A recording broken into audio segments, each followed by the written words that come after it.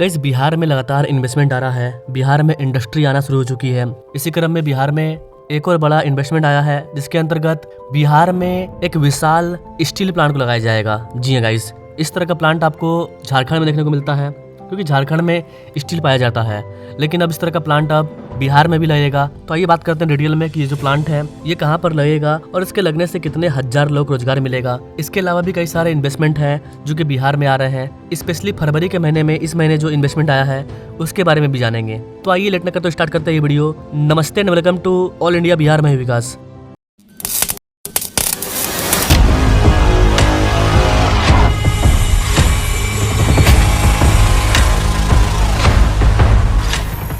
दोस्तों, बिहार में औद्योगिक विकास को नई रफ्तार देने की दिशा में एक बड़ा निवेश आ रहा है। श्याम स्टील मैन्युफैक्चरिंग लिमिटेड, इनके द्वारा राज्य में 5000 करोड़ रुपया निवेश किया जा रहा है और इतने बड़े निवेश के साथ एक इंटीग्रेटेड स्टील प्लांट स्थापित किया जाएगा। जी हाँ गाइस, ये प्लांट कहाँ पर बनाया जाएगा? तो गाइस आपको बता दें कि ये प्लांट गया डोभी रोड में स्थित इंडस्ट्रियल कॉरिडोर में लगाया जाएगा। जी हाँ गाइस, गया डोभी में एक इंडस्ट्रियल कॉरिडोर है, वहीं पर यह प्लांट लगेगा जिस पर कंपनी और राज्य सरकार के बीच में सहमति बन गई है।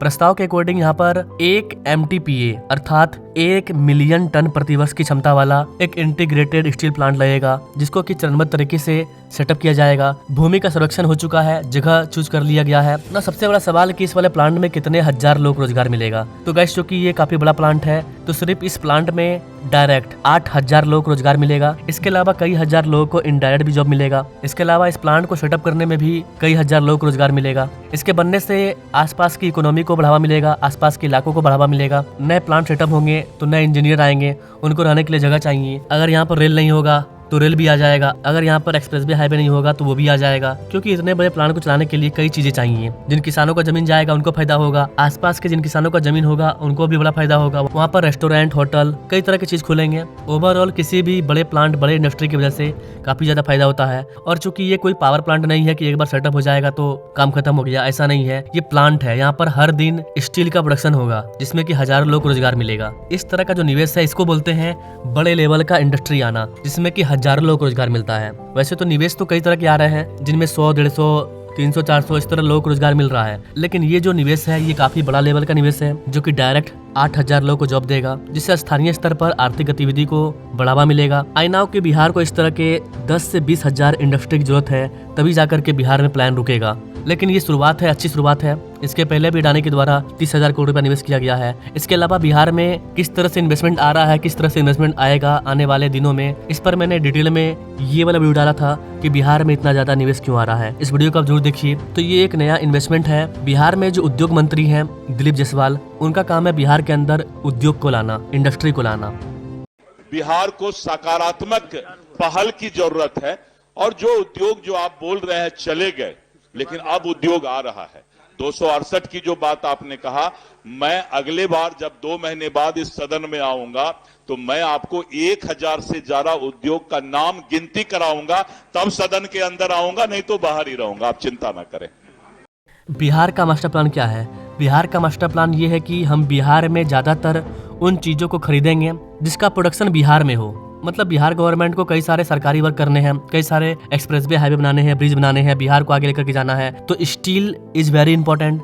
स्टील की जरूरत है, एल्युमिनियम, लोहा, इस तरह के चीजों की जरूरत है। तो इनको हम अलग राज्यों से ना खरीद करके क्यों ना यहाँ पर उस कंपनी को बोले कि आप प्लांट लगाओ, तभी हम आपसे खरीदेंगे। और यही चीज किया जा रहा है। इस तरह की बड़ी बड़ी कंपनी जिनका इकाई बिहार में लगा होगा, जो कि बिहार के लोग को रोजगार देंगे, और इन कंपनियों की मदद से बिहार में ही इन चीज़ों को खरीदा जाएगा, जिससे कंपनी को भी प्रॉफिट होगा, हमारे लोगों को रोजगार मिल जाएगा, हमारा पैसा बाहर नहीं जाएगा और चीज़ों को लाने का जो लॉजिस्टिक कॉस्ट है उसमें भी कमी आएगी।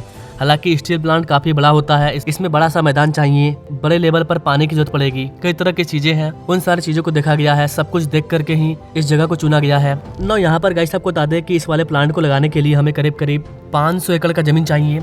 इतने बड़े जमीन को खरीदने के लिए कई सारे किसानों को पैसा देना होगा, तो किसानों को फायदा होगा।